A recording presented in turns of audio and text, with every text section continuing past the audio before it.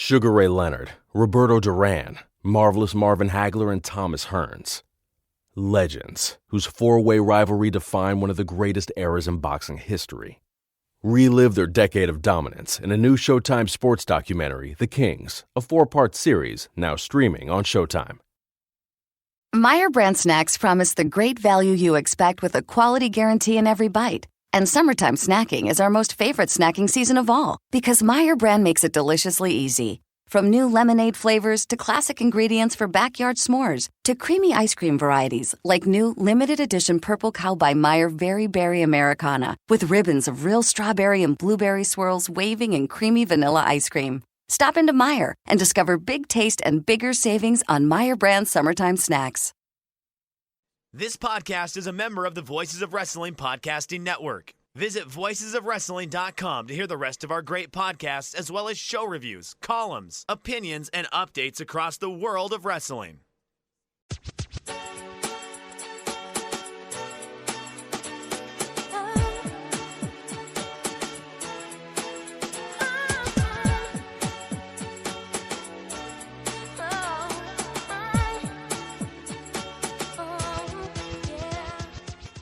This is Everything Elite. Everything Elite, that sounded funny. The world's best podcast devoted exclusively to all elite wrestling and the elite extended universe. I may be joined, as always, by my good friend Nate, aka Epitasis. What's up, Nate? Hello, it's me. I'm Epitasis here on the podcast Saturday afternoon. Hanging out. What's up, Aaron? This is the point where I normally say, "Oh, Nate, big Beatles fan, huh?" Yeah, I was about 40% that you were going to say, "Oh, you're wearing a Beatles shirt today, Nate." I don't think we've covered that on the normal show. That only comes out on the Patreon. Okay. But yes, my parents went to, I don't know, Hamburg, Germany or whatever, and bought me this Beatles shirt as a souvenir. And I wear it around the house on the weekends when I'm not going anywhere and I'm recording a podcast. And at least twice, if not 3 times, Aaron goes, wouldn't have expected you to be wearing a Beatles shirt. Yeah, so I should have just done it this time, but I thought I would acknowledge that I it's great to see the personal growth there and that you're, I don't know, working on that memory of yours. Been taking a lot of ginkgo biloba to try to work on my memory. Nice. I've been taking some cordyceps. Okay, what are those? It's like a fungus. I bought a big ass jar of these at the beginning of the pandemic because it was like here's a supplement that actually shows, improves lung function, blah, blah, blah. And it's shown, help with COVID or something or other. So yeah, I still just have like half a bottle of remaining of that. I think it's also the fungus that causes the outbreak in The Last of Us. Haven't played it. Okay. Well, it seems a little frightening, but Mike is also here with us. And Mike, I'm also not sure that I've seen your t-shirt before. Oh, you certainly have. This is another t-shirt like Nate's that is like, oh, I'm not planning on going outside. I've already done like lawn work and then I'm just going to toss this into the wash. It is a t-shirt that is modeled off of Earthbound. If the character Ness from Earthbound, that is another video game, Aaron. We have 2 video games references. I mean, this is E3 time, so Nate and I probably will be riffing a lot on this, but I want to make sure you're included. But this is a t-shirt that imagines if Ness's like famous red cap became the One Net baseball team. So it's the One Net Red Caps. So, okay. So you pronounce it One Net. That's interesting. I always pronounced it O-Net. Well, although, of course, the joke is that the towns are named 1, 2, 3, and they all have the number in their name. Right. Yeah. So but I still Net. O-Net just sounds better than One Net. You're wrong. It's One Net. I mean, it's okay, like how the Canes is, because then it's Tucson, Threed, and Forsyth. Right. So it See, has to be One Net. those make sense phonetically, but One Net does not. They should have. There were other routes they could have gone if they wanted to make it pronounced like. I mean, One-ton. I mean, One-ton. Yeah, don't like it. Yeah, Oneville. I mean, like Oneville. That's actually what I just was thinking. That goes right to it. You're not going to pronounce it Oneville. No way. Oneville. No. So I'm calling out Earthbound localizer What's his name? Do you know his name? Not for that, but you're also calling out Itoi while we're at it too, because that's the same name as it was in the Japanese version. Oh, was it? Yeah. Okay. Yeah, I will call out Itoi. He did get canceled, I think, for supporting the Tokyo Olympics. The best friend superfan, the Japanese best friend superfan that I follow, was tweeting about Itoi getting canceled for supporting Shinzo Abe's Olympics. So I believe that's a thing. I mean, Shinzo Abe managing to do the Olympics and then going like, I'm resigning. Suga's now in charge. Have fun with COVID. Just like tremendous shit heeldom right there. Yeah, remember when he showed up in Brazil dressed as Mario? Yeah. That was weird. Well, unlike Mike and Nate, I'm wearing one of my best shirts for today's show. It's from our friends at Manscaped. So I'm wearing my complimentary Manscaped t-shirt today. I'm sure we'll talk about Manscaped later. If you want to know more about the t-shirts we like to wear, you can follow us on Twitter at EverythingAEW. I'm at Aaron Like the Car. Nate is at Epitasis. Mike is Fuji Heya. Subscribe to the podcast on whatever podcast app you use. Please, if it's the Apple Podcast app, give us a 5-star rating and a review. And if you want to support the show, the best way to do so is to go to patreon.com/everythingelite and subscribe. We will kick off the show, as is customary, with Elite or Delete, talking about another Friday night episode of Dynamite. Nate, I'll kick it to you. What was your favorite thing from this show that I think was generally more well-received than last? I think unquestionably more well-received. Not that it had, any super highs or anything, but a pretty solid episode of televised American wrestling. Not just an absolute frustrating pain to sit through like last week's episode. I think my favorite thing was probably the 6-man tag on here, Young Bucks, Brandon Cutler versus Pac, Penta, and Eddie Kingston. This was a little bit divergent from what the Young Bucks have been doing recently, in that it wasn't like hey, we're going to go out and have a blow-away 22-minute match and have 16 pins get broken up. I mean, you're still doing your, tag partner saves the pin, that sort of thing. That's just pretty much part of the house style, I think.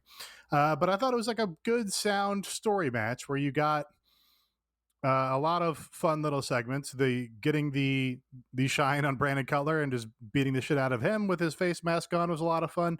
I'm very tickled by Brandon Cutler, his role as the elite young boy in this company now. You get some good interplay with Pac and Eddie where they're getting on the same page, even though Pac's reluctant.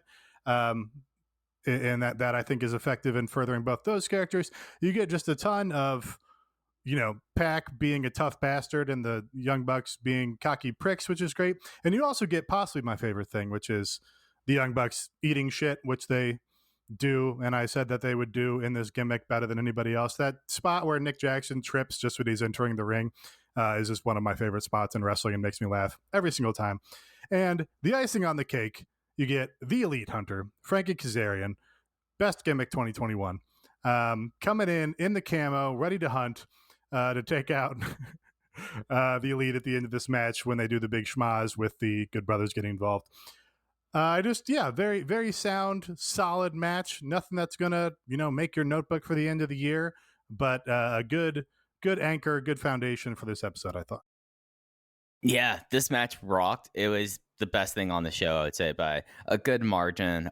Brandon Cutler being the absolute job guy jabroni, just eating shit nonstop, fantastic at it.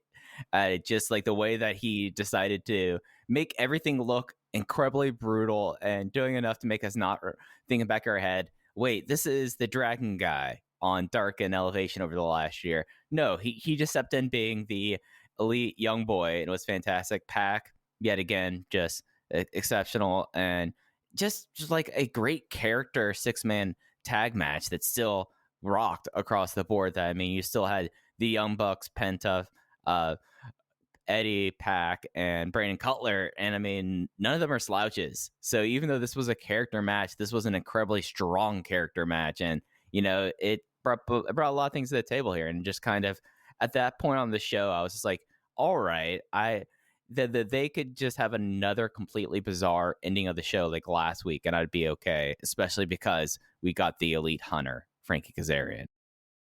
Very strange here because, I mean, I'm sure this match is going to come up later, but I hated the opening match on the show. And then you got maybe my favorite segment, and we may talk about this, Brock Anderson. But then this match, you know, Nate, you said it was like the anchor of the show, but it really helped to make this into a good show rather than a funny show. Like, the first match I didn't like that it's like Brock Anderson's like, this is fucking hilarious. I love this. But then you're up in the air of like, where's this show going to go? And they're like, oh, here's a really good match that you can enjoy. So that really helped. It ended funny, yes. But I prefer this style of match to like what the Young Bucks usually do. So this was, I guess I'm glad it wasn't the first match because they probably would have done the other type of match they usually do in that spot. Right. That's you forget that the Young Bucks are so good at doing a bunch of different styles of match, but they often don't. Instead of they go out and do, we're going to do the 22-minute blow away, you know, ridiculous combination of spots, Young Bucks high energy match with 16 broken up pins, which is really extremely entertaining when you do it once every, I don't know, maybe even once every 2 months, probably more like once every 3 months. Then you're like, holy shit, that was awesome.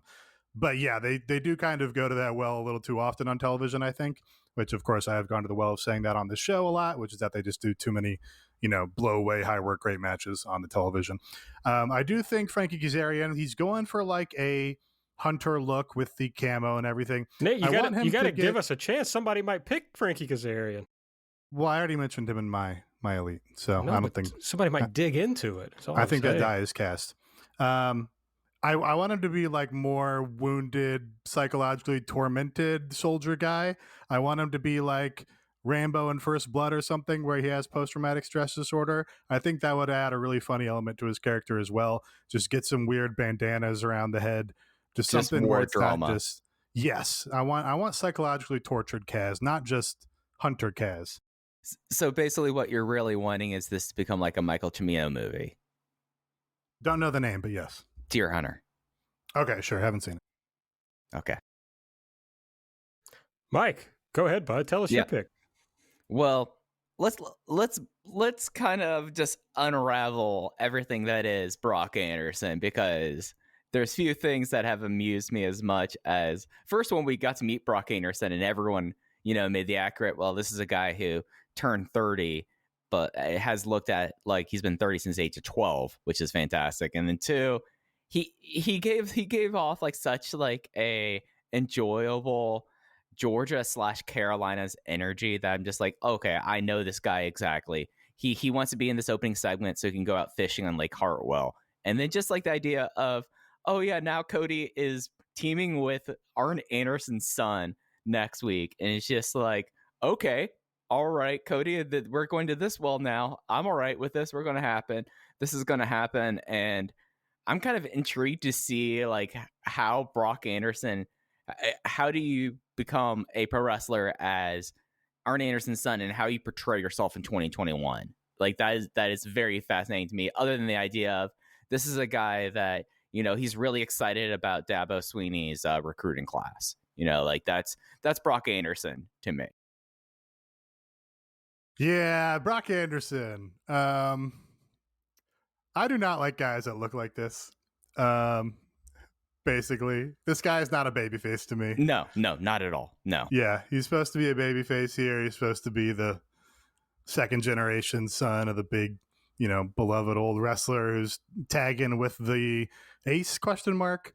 Yeah, he just does not project babyface to me. That's I just could not get over him like coming out here in his deck shoes for his television debut. That was amazing to me. He just shows up in Sperry's, a Southern Tide polo shirt, and his Bonobo khaki shorts. I mean, maybe this is the modern version of what an Arn Anderson would wear. I don't know. Maybe. You look back at old Arn clips and he's, you know, got like jeans and a tucked in t-shirt or something on. Maybe this is like the equivalent of just being a good old boy that, you know, like everybody likes around the fucking fire pit. I don't know. Brock Anderson's going to have to do a lot to overcome my initial impression of him. I don't know. I think he rules, actually, Nate. I'm going to have to disagree with you on this. So he's like 23 or 24, according to my Googling ECU grad on the internet. So that's very funny. The Pirates? Yes, the Pirates. I like that. Okay, I like a few things. He comes out in this getup while Cody goes for like hold up, get up. Yeah. While Cody goes for his old Alkaline Trio punished Cody, where he's like all black with like the ugly fucking tie. And I'm like, I feel like Cody really could have, he wears more of like a preppy type suit sometimes. I think he could have done that. He really didn't help Brock here. And then does nobody tell Brock that he's got the really sweaty pits? Does nobody say, Bud, maybe we put your salmon polo on for this event, because that was bad. But yeah, he like doesn't look athletic in any way. I like that about him. Apparently he was a high school wrestler, so I don't know. He looks like a high school wrestler. I don't know if he wrestled at ECU or not. He doesn't look like a college wrestler. Yeah. I mean, he looks like a guy who really wanted to get back to his lease. Well, he should have worn a seersucker suit, because that moderates the temperature of those bright lights better than the polo. Oh, so you want him to go from Clemson alum to Ole Miss alum, is what you're saying? Yes. Well, okay. I mean, I don't actually, but at least that would, avoid the sweaty pits, I guess. Yeah, it was bad for him, and he like, you could really see him because he held his arms out like Arn did, with like his fingers on his hips. So he's like, check out my pits, guys. Just like give these a look. But yeah, he looks very dumb. Somebody I would very much hate. And it just, I don't know, it just made me laugh so much. I thought it was so funny. Like, yeah, you really, Arn Anderson to me, and I've talked about Arn at length on this show, I just thought he always looked like he could kick your ass. It's just like, this guy's a badass. No, he doesn't look super athletic, but it's like he could destroy you with his like old man strength at 23. Brock just looks like just a fucking dude, So I'm fascinated to see what kind of pro wrestler he is. I'm kind of intrigued that I guess SEC frat boys still dress like this, because this is what they dressed like when I was in college, and it's been a fair amount of time since then. I would have thought that the culture would have moved on in some way, maybe would have gotten even dumber and preppier and more Southern, but it appears to pretty much be just the exact same thing. No. I know plenty of Brock Andersons. I've come across plenty of Brock Andersons in my life, and the same person who would be a Brock Anderson in 1999 is the same person who would be a Brock Anderson in 2021. The only difference is there might be a new model of Croaky that came out for their sunglasses. I guess I'm going to have to steal the listener elite. I'm going to piggyback off our good friend Thoros, which shouts to Thoros. Had a rough time in AC. Not because he lost a shirt or anything, but Thoros said he wanted to shout out the Jade Cargill, Mark Sterling pre-tape in general, and particularly Mark Sterling's line reading of, oh yeah, the B word is great, which I also thought was excellent. This is like, I guess it was just the way they delivered the pairing got me kind of down on it. But when I was watching this pre-tape, it was like, oh yeah, this is great. Like Mark Sterling really plays off of her well and hides some of her rougher edges of like her just being new to the business. And he definitely, when he's like, she's like, oh yeah, I want to make money off of my catchphrase. He's like, oh yeah, the B word. It's great. So that was excellent. A great pairing. Yes, that amused me greatly. I do like the pairing a pretty good amount. Yeah, the whole rigmarole with her cutting taped promos on TV every week about how she wasn't going to pay anyone didn't make any sense. It was annoying, but I don't know. It kind of works for his character. He's like a lawyer who wants to get into wrestling, and also he's like, I don't know, a little bit of a simp or a pay pig for her, something like that, maybe. They look good together on camera. I do want Mark Sterling just to like crouch a little bit just so she towers over him even more. I think that would do her some favors. And I'm looking forward to, whenever she gets tired of him and power bombs him through the ring or whatever, he comes back in the full neck wrap again, body cast.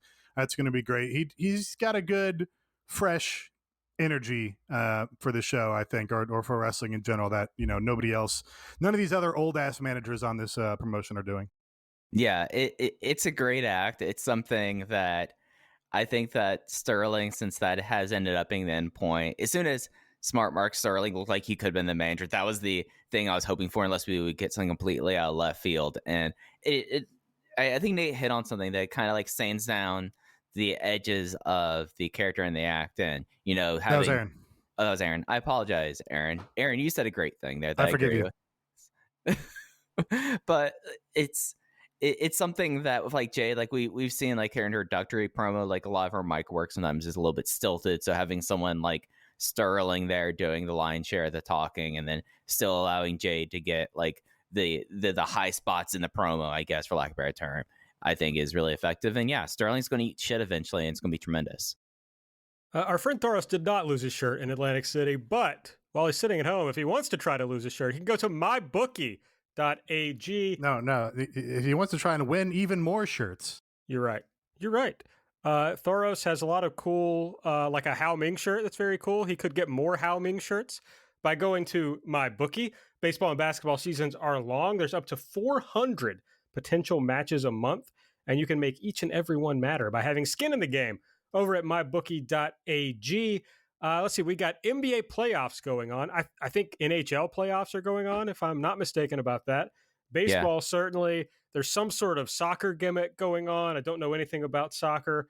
The Euro. Yeah, whatever that is. But you can bet on all that. Mike, is there anything that you've been looking at on the mybookie.ag board lately? Wait, before I say that, mybookie.ag, our promo code is ELITE, and you'll get your first deposit matched up to $1,000. You have to let them know that we sent you by using the promo code ELITE to get that free deposit bonus. Mike, anything catching your eye over at MyBookie? Well, as you all know, the most important sporting events happening right now, that is the College World Series. And it's getting to a point right now where like there's some interesting lines they have. You would not think that college baseball would have such a strong gambling scene, but on mybookie.ag, it's interesting to see like, okay, the SEC schools, they are for the most part a little bit favored here, and just out like in the middle of nowhere in this, like you see like normal teams you'd expect in the College World Series. South Florida, Tampa, and the College World Series in Omaha, they are 3.5 run underdogs in the University of Texas. It's a lot of evening. runs. Yeah, it's a lot of runs there, and the over under 7.5. So that's a tasty little parlay that I might get myself into this evening. All right. Well, I wish you the best of luck, Mike, and everyone else. If you want to get in on Mike's College World Series betting, go to mybookie.ag, use the promo code ELITE, get the free deposit bonus, start your day off with a win. You can bet anything, anytime, anywhere with MyBookie. Now let's talk about the bad stuff that was on the show. And there wasn't a ton of bad stuff. Nate, something that you didn't like from the show? Yeah, so I'm just kind of gonna piggyback here. There wasn't much that I disliked. The larger issue problem is what we talked about last week a lot, where every feud is just continuing from before the pay-per-view, and the pay-per-view in particular like had no real impact on a lot of the feuds. It served as a nice story point for the Darby and Sting story, maybe, in that now they're focusing on his Sting carrying Darby. I guess that's a good sort of progression. But the QT and Cody feud did not get a great point of progression, as we know. Anthony Ogogo just got beat, and now he's gone or whatever. So Cody, not particularly bothered by any of this, of course, as he never is. He's just going to use this as an opportunity to showcase some new second generation friend of his or whatever. I'm deleting QT saying the IWC on television. Yeah. Just. Well, is he? If you want to give him the benefit of the doubt, maybe he's doing it like a GCW universe bit, but I don't know that he is. That being Matt Cardona calling the GCW fandom, the GCW universe or whatever. That's funny to me. The IWC to me was just weird and off-putting. That's all. Yeah, it's a weird off-putting thing to say in 2021. Like, this isn't in the 90s where like you would go to like Rec Sports Pro Wrestling to like go be able to like talk to smart fans. Like, it's just it's a figment of the past, and using that as like a part of a feud there. Like, instead of saying like, well, all the social media has been going out to get me, just say that. Don't say IWC. Like, it's such a dated kind of thing. That's a way more normal thing to say. Right. I guess that's relative. I guess you can't really go on TV and be like, my Minchies are going wild and come across like a normal person. But there's definitely a middle ground to find. Yeah, but are there really... Does everybody who watches the show know what IWC means? I can't imagine. I imagine there are, well, I don't know. Everybody is online now. 4chan is all QAnon boomers. So maybe the 50 plus crowd does know what these things mean now. Maybe. I just like it. It was a phrase that was used to like make fun of people on the who are like on message boards, like in the 2005. Like it's a phrase that just does not exist. Like, if he did say people are blowing up my Menchies, I would think that that's like the perfect right of like insane broken brain thing to say on national TV. I would have been for that. Yeah, that would have been funny, but it wouldn't have it would have made him feel like a real weirdo freak. I also thought this was a step back for QT promo-wise. Like, I thought he had done a better job the past few times he was out there. This was pretty rough and stilted, although I think we've already called a different promo stilted on this show. But yeah, but part of the problem, as you were saying, Nate, is like this story hasn't really gone anywhere or done anything. So it's like, okay, well, let's just do the same shit and try to polish it up again. And it's not really working. Yeah, it's mostly that I don't. Since maybe Dustin, I'm trying to think. I guess since Jericho, it just doesn't feel like Cody particularly cares about any of his feuds. He's just very, very above them. Yeah, I think that's fair. It's like he doesn't exist in the same world as these dumb feuds he has to do. Yeah, even though you presume that these are all his idea, his booking, his layout. At least his, people that he wants to work with. Obviously, he's not working with the Nightmare Factory guys unless he wants to. But yeah, you just don't feel that it's anything other than a new little thing for him to do, a trifle for him to deal with, and he can go back to whatever it is he does, play Zelda. Cody is maybe like me in that he can come up with an idea, but then he gets bored of it quickly, and he's like, I don't really want to continue doing this anymore. But he's stuck doing it, so I don't know. Mike, what was your least favorite thing from the show? Well, I'm leaving something on the board for you, Aaron. That consider that an early birthday present. There's something that I could go off about that I know that you'll probably have better way of putting it. So I'm going to just audible into this follow-up and how they're trying to rehab Andrade El Idolo after that terrible debut last week. Like, the only thing that you had for him this week, he's supposed to be like, he's being billed as like the new face of AEW, the face of Latinos, and you just show him getting dressed and you say like, oh yeah, next week he's going to sit down with JR. And is this how you're trying to rehab someone that, there is a belief that he is someone that projects a stardom that he doesn't necessarily have, but come on. Like, it just seems like it would be such like something like that at this point you wouldn't even bring up the fact that Vicky Guerrero brought him in. Like, you'd want to completely away with it instead of just showing him getting dressed and saying, oh yeah, next week he's gonna sit down there. Like, no, y'all landed an egg. You laid an egg with this debut, and you still haven't like picked up the pieces from it. Like, this is just acting like oh. There were things from that last week that was salvageable, which I don't see. And I felt like that it just like they're continuing to just not be able to execute on this character. That the talk was that, oh, Andrade had creative control. Now we know he didn't have creative control. So it's just like, y'all are really pot committed to this is how you're going to portray Andrade El Idolo. Okay, this seems to be going great. I bet next week the sit down promo with JR is going to probably be bad because they've mishandled everything with Andrade so far. Well, I mean, yeah, this didn't fix the problem of last week. Last week was still a disaster. I mean, the video was good. The video was like, "Hey, I have a lot of money and shiny things." That's like a standby for a star heel. That's going to work every time, and it was produced and executed well enough. So I don't really have an issue with this video in a vacuum if he's not going to be on the show. Good to remind people that he's with the promotion. Good to remind people that he's going to be on the next episode and have something to say. Those are all positives. But yeah, it doesn't fix the starting point, which was a disaster. If this, if they're not going to have Andrade show up and get in the face of Kenny Omega on day one, whether on the pay-per-view or television, the next week on Dynamite, and you still want to announce his signing or whatever, this video would have been fine. I think Grant Akuma said this on Twitter. This video would have been fine if you played this on the pay-per-view, if you don't have the better option of him just coming out after that triple threat match, and then you could say, hey, tune in a couple weeks, he's going to talk to JR. Then you have a thing to push on your television and a way to attract people to these Friday Night Dynamites that no one's watching. Yeah, those are all better ideas for the way to debut them.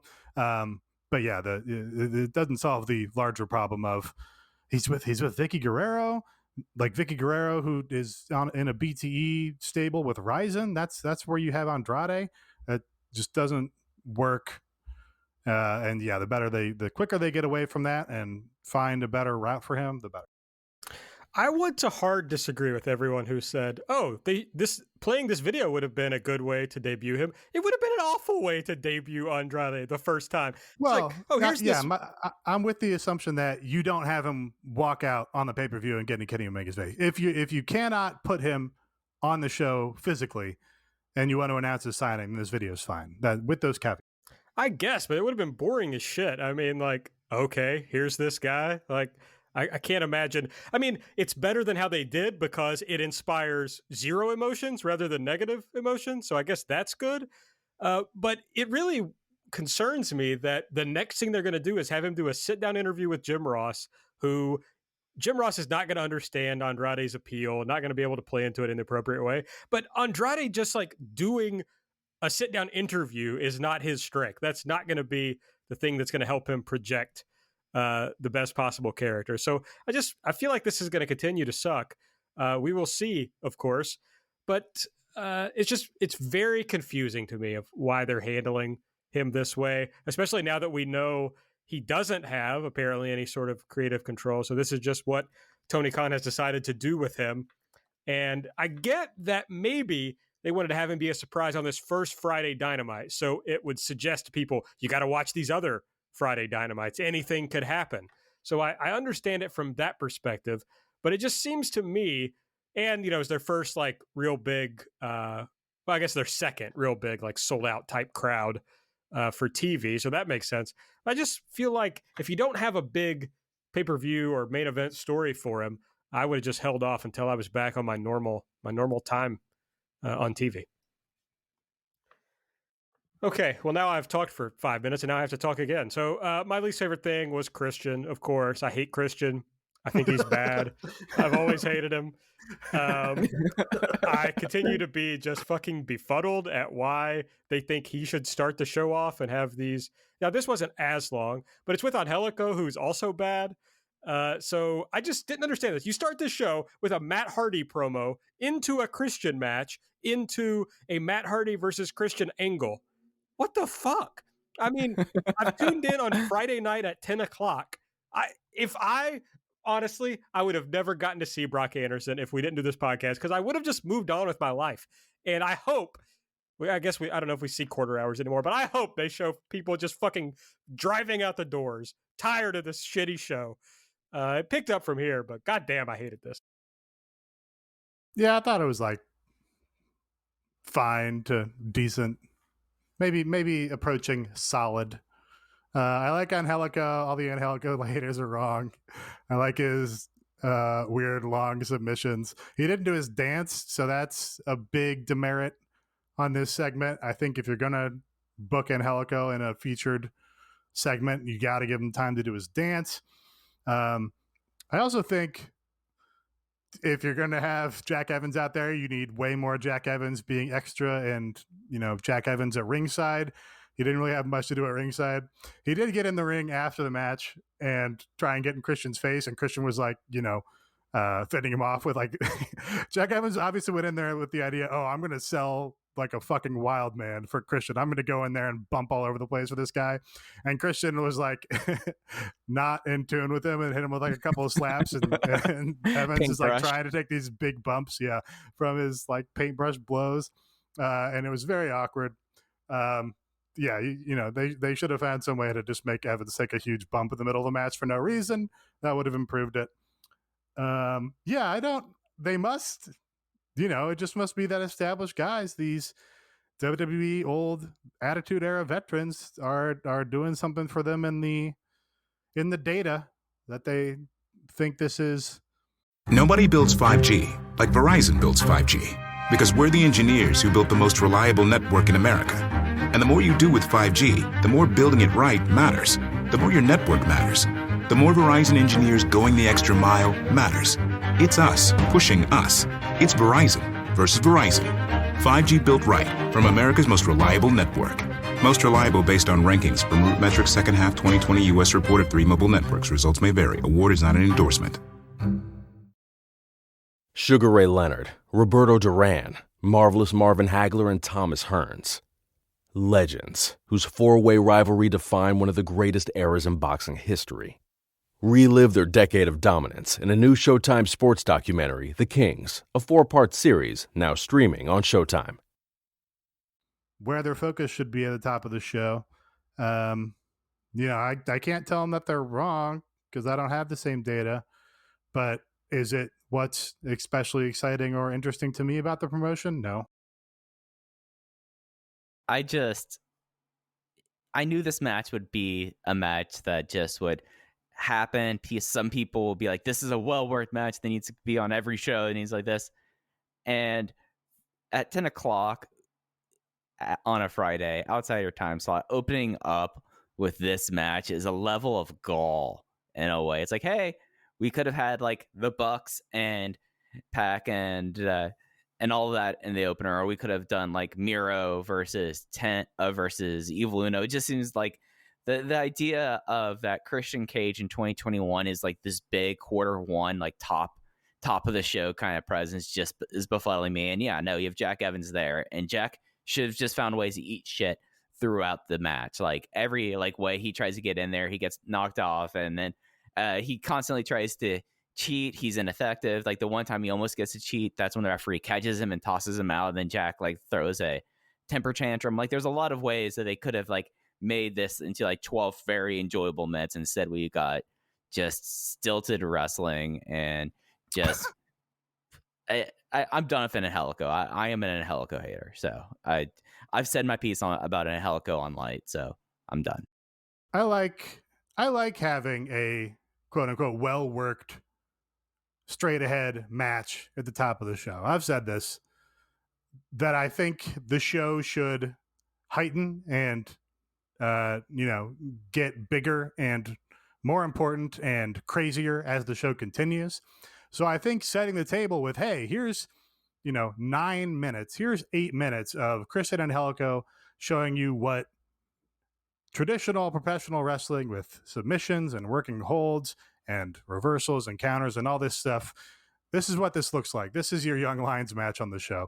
Now, when you get to the Young Bucks later in the show, you're going to go, holy shit, these guys are doing all sorts of crazy shit that didn't happen in the first match. I think that's a good way to plot out and pace your show, because it keeps your interest driving forward as you educate the audience that, hey, the big shit is yet to come. But yeah, does that mean that I'm super excited for the first match on the show? No, but that's fine. I don't have to be. That's why it was cool what Nitro did, because the first matches did have big spots and stuff and crazy stuff with the luchadors, but you didn't really know who they were. So it was just it's kind of like, your average indie show with a scramble match at the beginning, with I hear 6 guys we don't really know, but maybe they'll do something fun and you'll learn about somebody new, which I think is also a reasonable way to start the show. Yeah, I agree with you that I don't mind the way New Japan, for example, does like a Young Lions match first on shows. Like, I like that style. I'm not sure that works for, TV. But I generally agree. I just don't like Christian. I'm just going to be honest. I just don't like him. Listener Delete, our friend Rawl is online, says, gosh, God, we're going to lose a lot of, where was it? Who hates Rawl now? Was that Reddit or? It was 4chan also. 4chan. All right. Well, we're going to lose all our 4chan listeners. Yeah. It's, people that don't detect the irony with which somebody says something or doesn't get the bit and then complains about it. One of my favorite, causes for an online conversation or argument, confrontation. It rules. Raw wanted to delete the Inner Circle making the Pinnacle look stupid every week.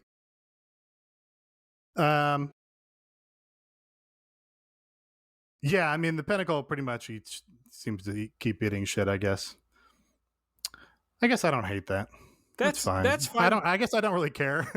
So. Yeah, I pretty much tune out when the Pinnacle shows up, but it's somebody did make the point that, like, why are they just like standing there in the ring watching this happen? Like, shouldn't they go do something about it? El Barto made me laugh. So no, sure. I can't bury the segment. The Jake Hager thing made me laugh, like the forklift and all. Like, that was way better than the Pinnacle promos for sure. So it was fine. I mean, I don't know. FDR Harris saying like I don't have a family, just like really like shouting into a microphone at 11 o'clock on a Friday. That worked for me on a level, but I don't think it was on the level that they intended it to work for. I didn't even hate. I thought the promos were all pretty solid. Wardlow saying it's Wardlow's world. That's a good new catchphrase. I'm into that. It's basically a repurposing of my famous catchphrase, Wardlow Day, but I'll let him have it. That's fine. This whole segment did not insult my intelligence, but it is for sure the case that the Inner Circle is on top of this feud right now. Well, FTR Hair may not have a family, but I understand that FTR Bald has children, and I just want him to know Father's Day is just around the corner. You're pretty hairy, FTR Bald, other than on your head. And your kids probably need a gift idea for you. I got an idea. They can make you proud this year by getting you the Manscaped Lawnmower 4.0. That's right, the Lawnmower 4.0. And our listeners and your kids, FTR Bald, can get 20% off plus free shipping with the code THISIS, THISIS, at manscaped.com. Manscaped is the only men's brand dedicated to below-the-waist grooming. Just launched the Lawnmower 4.0. You've probably heard us talk about the Lawnmower 3.0, and now you're wondering, well, what are the improvements in the Lawnmower 4.0? Well, they still got the great cutting-edge ceramic blade, but they've added a multifunction on-off switch that can engage a travel lock. FTR Bald, you're about to start traveling a lot more. You might need the travel lock. The 3.0, they introduced the LED spotlight. Honestly, is great. But on the 4.0, you can turn the light off. On the 3.0, as soon as you hit power, the light comes on. 4.0, you can turn the light off if you don't need it. Or as our friends at Manscaped say, you can now shave your balls in the dark. So keep that in mind. It also has a new guard length, a new guard, that you can put on. The Lawnmower 3.0 just has the one guard. Lawnmower 4.0 has two, allows you some new lengths. It's got a new wireless charging system. They've also added the Weed Whacker nose and ear hair trimmer. I know we all got those. I'm excited about trying to use it. Frankly, getting old and now have the nose hair that I have to worry about. And along with lots of other great products that you can use to, keep your stuff smelling good. So Manscaped products also are cruelty-free, paraben-free, not sure what that is, dye-free, and vegan. So they got it all going. I know FTR Bald. I'm not sure if FTR Bald is vegan, but I know he's been leaning down lately, so maybe he's been cutting out some red meat. So Manscaped is good for that. 20% off, free shipping with the code THISIS at manscaped.com. Send FTR Bald or your dad a gift they will use. That's 20% off with free shipping at manscaped.com. Yeah. I did. I had a scoopster slide into my DMs and tell me that FTR Hair hates parabens. So that's great. Okay. That's right up his alley. I will say, I don't know if you guys have the same issue. When I notice that I have to tend to something, do some hygiene, keep up or whatever. Like if I notice that my nails are long, I have to cut them immediately or it'll drive me insane. Like it'll be all I think about. I used to be like, I don't know, elementary school would be like a nail biter because you'd see that they're long and go, oh, these have to be shorter now.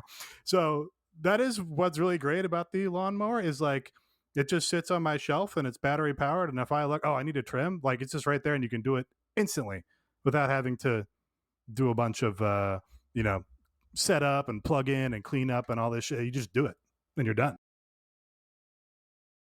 You're not wrong. I'm sorry. I was trying to learn about parabens. I'll have more info about parabens for our next Manscaped ad read. Don't worry. Okay, manscaped.com, 20% off. Promo code This Is. Let's run down the rest of the show. The Pinnacle arrived in a limo to begin. Matt Hardy was in the ring with TH2. He says Christian has been jealous of him for years because he's made so much more money. And now Angelico is going to end Christian's career. That did not happen. They wrestled. Christian won with the kill shot. After the match, Jack Evans attacked. That allowed Matt Hardy to sneak attack, and Jungle Boy made the save. Then, I'm curious. I don't see any obvious reasons that Matt Hardy would have made a ton more money than Christian.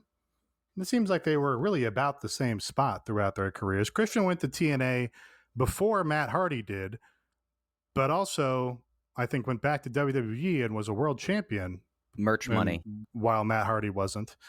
Merch money. Yeah. The Hardys I'm sure sold more merch than Edge and Christian ever did. I think that's probably the case. Yeah, like miles more. I mean, I remember the Edge and Christian in the merch, and I remember the Hardy Boys merch. Saw a lot more people wearing Hardy Boys merch out in the open. So I think that's what he's referring to. Then Cody was out with Brock Anderson and Arn Anderson. Cody did some daddy issue stuff, talked about getting beat by Anthony Ogogo.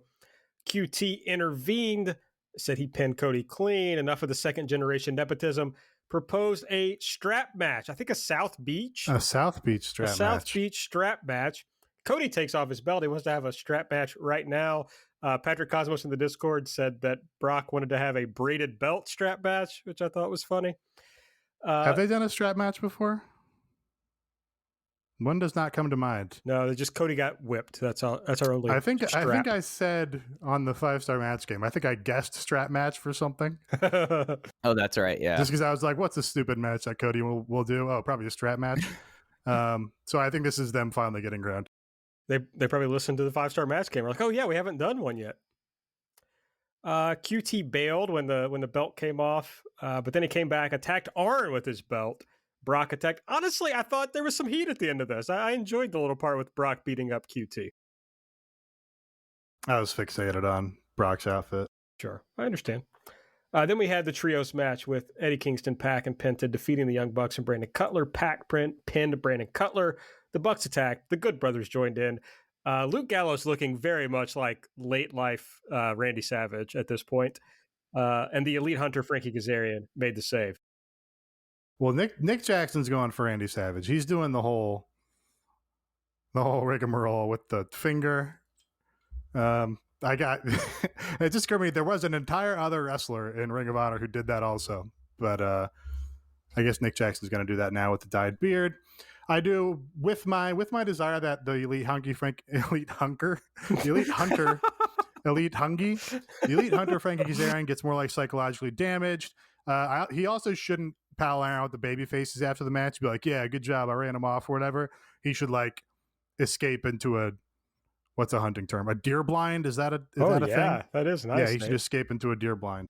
Well, he could. I mean, I guess they've already done. Sting's already here, and they've already done the rafters thing with Darby a little bit. But yeah, it's that idea, right?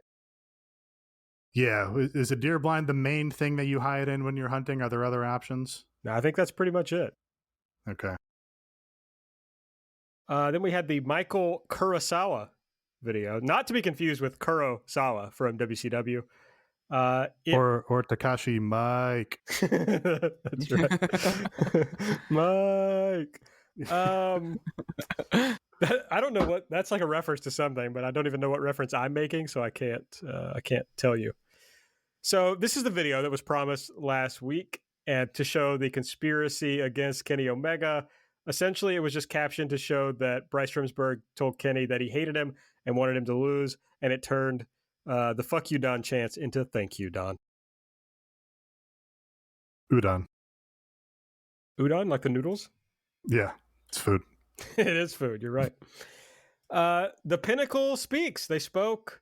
They all talked. I stopped transcribing all the things because they're just talking about their little paired off feuds. Everybody not except sure their in match. point of fact that you started transcribing. I did the first one. I said, "Ball." Actually, we're a lot like Santana and Ortiz, but you all lost your edge. And then I realized what was happening, and I stopped. Okay, so I charitably you got maybe 4% of what was said. So yes. I don't know that I stopped. I guess it's technically true, but doesn't really get the spirit of what you did. True. Well, I like to stop things before I start because otherwise I've just wasted time. That's a great point. Thank you.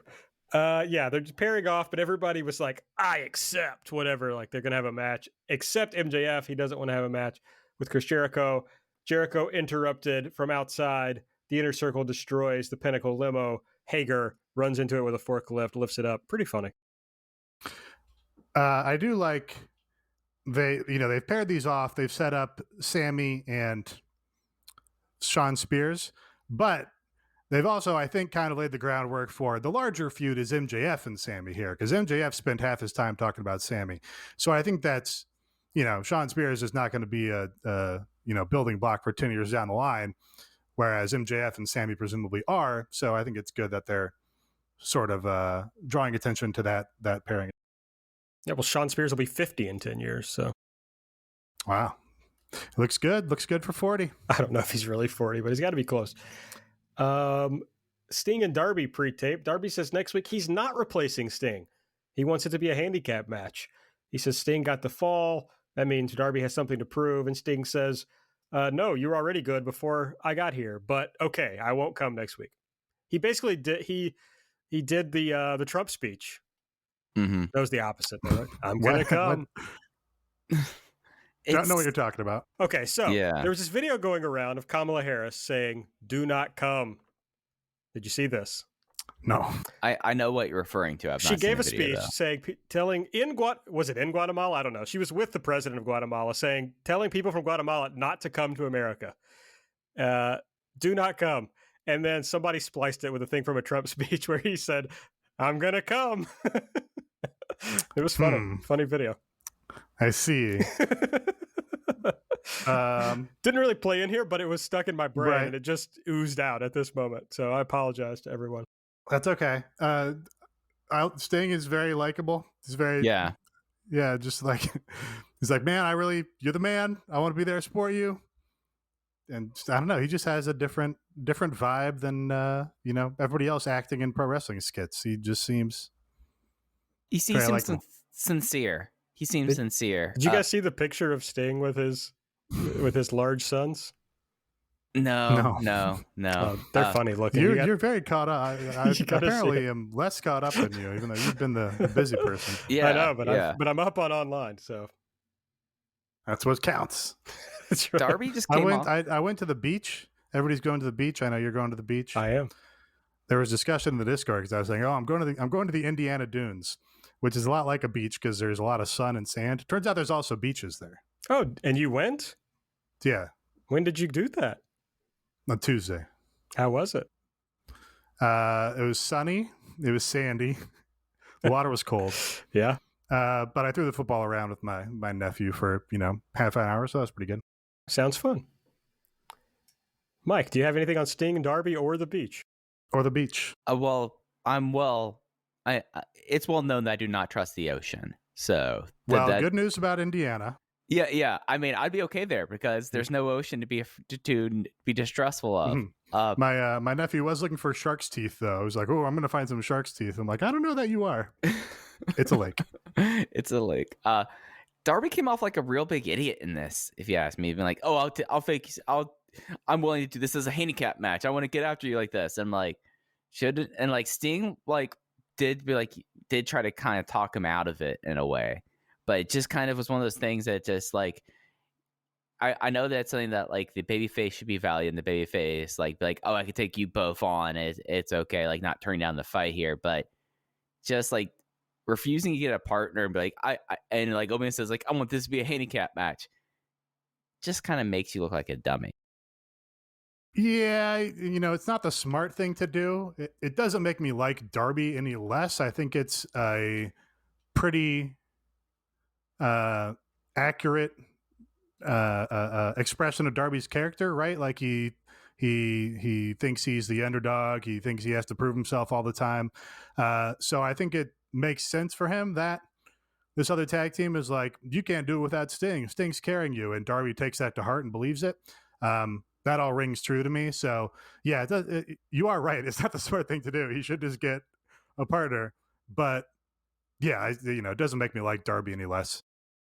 I feel like he could have just gone with the I got something to prove, and I don't trust anyone else besides you. He's got that kind of loner character. Maybe that would have helped a little, but yeah, kind of a weird. That would have been fine too. Yeah. Kind of a weird thing here, honestly. Then we got a video from Evil Uno talking about winning the TNT title and Brody's legacy with the title and how it would mean a lot to him to win. Yeah, they're doing this ongoing thing where Dark Order members challenge for the title, going back to when John Silver did and got his arm injured, and then Darby's like, give me another Dark Order guy. I think that's a great long-term story that all the Dark Order people want to get the Brody Lee title for him. And yeah, they keep saying that with the Preston Vance video, they set it up and carrying that forward here. That's going to be a great payoff whenever down the line, presumably John Silver or maybe Adam Page, but Adam Page isn't really in the Dark Order, so I hope it's not him. But yeah, when somebody climbs the mountain, gets the TNT title in front of 5,000 fans, going to be great. But let me just also say the TNT title match, Miro, of course, defeated Evil Uno with the game over. If anybody was talking specifically about the match. I like the match too. I do. I've said on this podcast a lot that I think they should use the Smash Brothers as a team more. They're not featured very much in this promotion at all, even though they were, one of the first teams signed or whatever. Right. And clearly Evil Uno has caught on with, a lot of the television and BTE watching crowd. So I think part of this match was like, oh, you kind of see why this guy is better in a tag team setting. He's, him running the ropes against a super athlete like Miro or whatever. You just kind of see the disparity, I think. But I liked the match. It was a good match.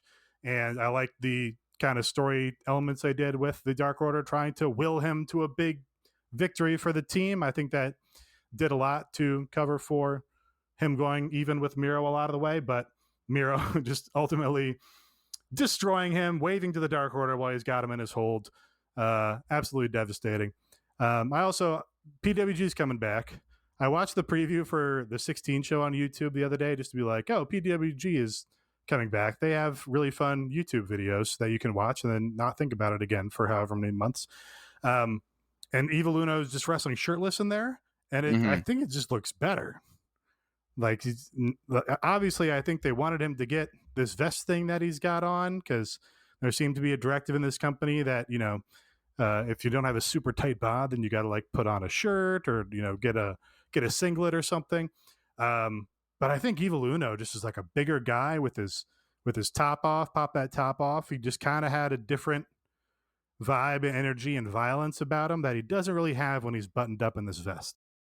Yeah, I mean, they had him. He didn't wrestle in the vest like the first few months of promotion, and then he quickly did. I thought this match was, I really enjoyed it. Like, I think that this was really effective. I felt like that it went the exact amount of length that even though Uno got like his blast of offense, like this was a match that like Miro was treated like a monster, kicking out at one after big moves, and just eventually just the way that he tapped out Uno like right near the ropes, falling back and waving bye-bye to the Dark Order, I thought was really effective. And I think that everything they've done with this title run with Miro so far they've knocked it out of the park with. So I thought this was exceptional.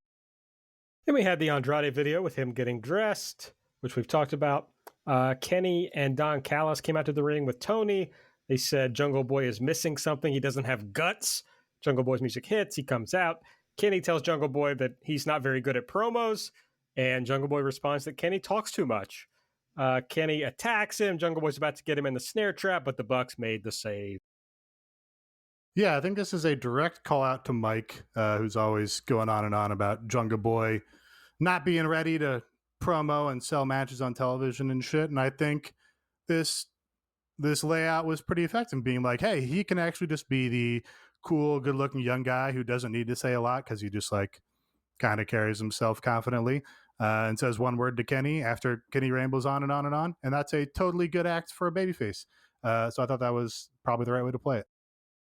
I will consider this a call out if now Jungle Boy never speaks. If they're like, we're going to do it this way, or he's going to be the strong, silent babyface, you know. Yeah, but it's not as much of a call out. I mean, it proves you're right, I think. Well, yeah. I mean, that's the thing. One side of a call out is the person being correct, and I'm correct about Jungle Boy. So, this was the Jade Cargill, Smart Mark Sterling backstage segment. Then we got Scorpio Sky and Ethan Page backstage. They said they told Darby get a partner, but he's dumb. They also agree with Mike. Then Lance Archer defeated Chandler Hopkins, local talent, not actually local, from Oklahoma, according to our friends in the Discord. Lance won with the blackout, of course. I love Lance Archer squash match. He just comes out completely wreck shit and leaves. Like they didn't even bother having Jake the Snake Roberts on color. He just stood at the ramp and just pretty much it was like tapping his shoe. They got over with, and Lance Archer stormed out. I thought that this rocked. The Wingman, is that the official name for this unit? That's the official name. Yep. They're too cowardly to call it Peter Avalon's Pussy Posse, even though it's obviously what it is. They should do that. They're backstage, and they're offering orange. Hot Young Bradley should take up Magic so he can be the David Blaine of the Pussy Posse. Sure. That'd actually be a big improvement if Hot Young Bradley started being like, hey, you know what stupid shit Los Angeles likes? Magic. And then he starts doing really bad magic. What do they have, that Magic Castle out there? I think that would be an improvement to the Hot Young Bradley character. Bring in Jarek. Jarek can tutor him. Yeah, that'd be great. Jarek, if you're listening, hope you're doing well, buddy. They offered Orange Cassidy either a makeover or an ass kicking, essentially. Yeah, I tweeted this. A lot of things I say I tweeted, but they love giving Cesar Bononi these big TV matches. There was like a 3-week period where Hot Young Bradley was on TV every single week. Mm-hmm. I don't know. Maybe have the workhorse from your stable do the big matches on television. That would make sense to me. They have to piece the Bone Zone, evidently. The Bone Zone is a powerful viewing block, so make sure that's covered. See, you want to use the Bone Zone to attract attention to your YouTube shows, and then also the Bone Man can get a bunch of reps so that he can be more effective when he is on TV. Not that JD Drake obviously would have to lose all these matches, but that's fine for what they're doing with them right now. Then we had Nyla Rose versus Layla Hirsch, and Nyla won with a top rope beast bomb. Pretty brutal finish here. Yeah, I was like, every time somebody does a powerbomb off the top like that, I'm impressed at their core strength, I guess. Yeah, like wow, she's really got to hold herself up there while she's going all the way down and landing on her back. Yeah, no, and then landing on your tailbone too from like an avalanche, one of those, like just looked like it stinks for everything else here. I thought this match was a whole lot of fun. I thought that they had a good trend on this show for matches that really should not have had any doubt in it, like working the match that made sense there, really highlighted everyone's strengths. And I feel like this match, was about Nyla just now being paired off with Britt Baker for the women's title. So Layla is a top contender and made sure that had the moments that Layla came off like a star, and then Nyla beat her convincingly. I thought that this was a successful match. Yeah, totally good thing to set up Nyla as the first challenger for Britt back, so Britt can get her win back from Nyla from the title tournament. Would it have been more effective if Nyla had been on Dynamite anytime over the last 2 months killing some other jobber? Absolutely. Yeah. Would that have taken more than 5 minutes? No, it wouldn't have. It would have been very easy to do in 5 minutes and cut some other overlong match. Britt and Rebel were backstage with Tony. Britt says Nyla should stick to flipping burgers, as she did last week in the segment. And she said she's adding Nyla to the list of jealous bitches in the back, which I thought was funny. She says, but you need me because this title makes you, but I make this title. Good. Another good Brit promo. Mm-hmm. I don't really understand this pairing. Like, They're both heels. Nyla and Britt. Yeah, we talked about this last week. Okay. They're both heels. They've already wrestled. I don't know. Just a weird first feud for her. Yeah. But I think they want to see what the reactions to Brits are going to be. Also, they seem to be doing it during this pretty much safe month where they're on Fridays when nobody's watching and the shows are pre-taped. So it's probably a safe time to do it too. That's true. Okay, and then we have the main event, Hangman Page and his chosen partner of 10, Preston Vance, versus Brian Cage and Powerhouse Hobbs. 10 pinned Hobbs. So they as we suggested last week on the show, this is definitely, I think Nate suggested this, the start or the beginnings of a push for 10. And he hit a cutter and then Adam Page hit the buckshot lariat, and they got the win. In the match, Starks and Brian Cage got into it because Cage would not use the FTW belt for his advantage, and Cage ended up chasing him off. So it was a 2-on-1 match at the end. Yeah, good match. I guess I want to complain that they've been doing this Brian Cage FTW storyline forever. But at least, it seems like this is maybe the breaking point. So I guess I really can't complain that they're maybe bringing it to a conclusion. 10's mask is too sparse. It doesn't look like a major league mask. It looks like a minor league mask. A double A mask.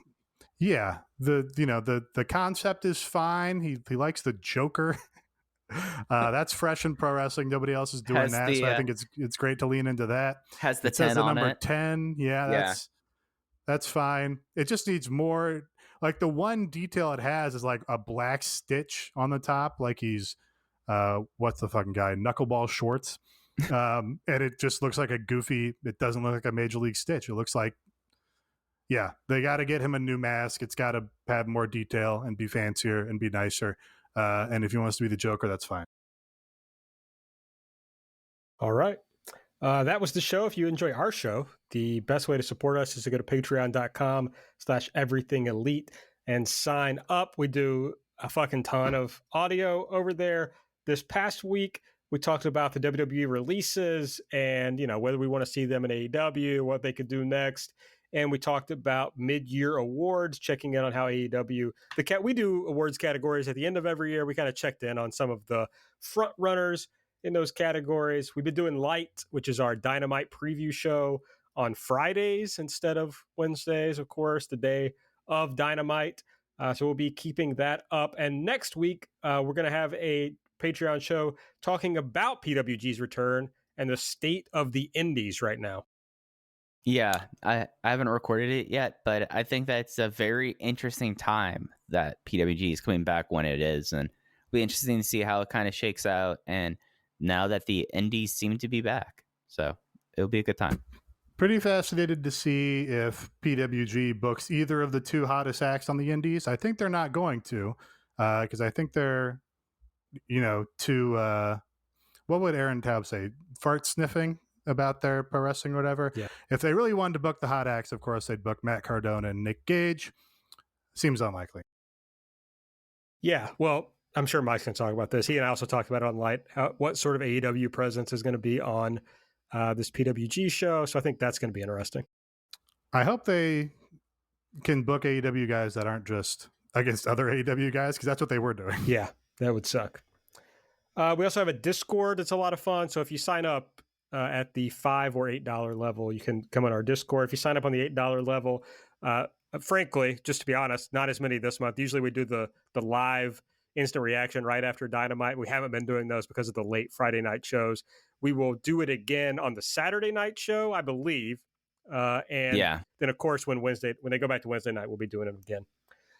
Okay, so that's patreon.com/everythingelite. Sign up. Next week on Dynamite, we've got a pretty filled out card. Aaron Solo and QT Marshall. He's going back to Marshall versus Cody and Brock Anderson. Jim Ross will sit down with Andrade El Idolo, Pentagon, Eddie, Kingston, and the Elite Hunter Frankie Kazarian versus Matt Jackson and the Good Brothers. Orange Cassidy versus Cesar Bononi. Darby Allin versus Scorpio Sky and Ethan Page. And in an MMA rules cage fight, Jake Hager versus Wardlow. Really need the Elite Hunter to go after these guys on Impact. Impact needs Frankie Kazarian. I couldn't agree more. I think that would be a great use Amen. of the Elite Hunter. They also, was it new that they announced this like 2 nights of Fighter Fest and the Fight for the Fallen shows? Yeah. The brands were new, I think. Yeah. Okay. The names in the event, Road Rager is brand new. Brutal. Road Rager. I mean, fan of the old, was that Konami who did Road Rage? Road Rage or Road Rash? Road Rash, yeah. Road Rash, that's it. Road Rash, yeah. So they're doing those like 3 weeks in a row, right? Like Fighter Fest 2 weeks. 4. Yes. And then Road Rage. Sorry. They're doing Road Rager. Road Rager in Miami, Fighter Fests in Texas, and then Fight for the Fallen in Charlotte. All right. Well, they're apparently coming to Indianapolis in November, so maybe I'll make that my first AEW show, unless they announce a Louisville date, which I would appreciate. Okay. Well, I think that's all of the show this week. Make sure you're following us on Twitter at EverythingAEW. I'm at Aaron Like the Car. Nate's at Epitasis. Mike's at Fuji Heya. Subscribe to the podcast. Give us a 5-star rating and review. Go to patreon.com/everythingelite. Go to MyBookie. Use the promo code ELITE. And go to manscaped.com and use the promo code THISIS. For Mike, for Nate, I'm Aaron. We'll see you next week.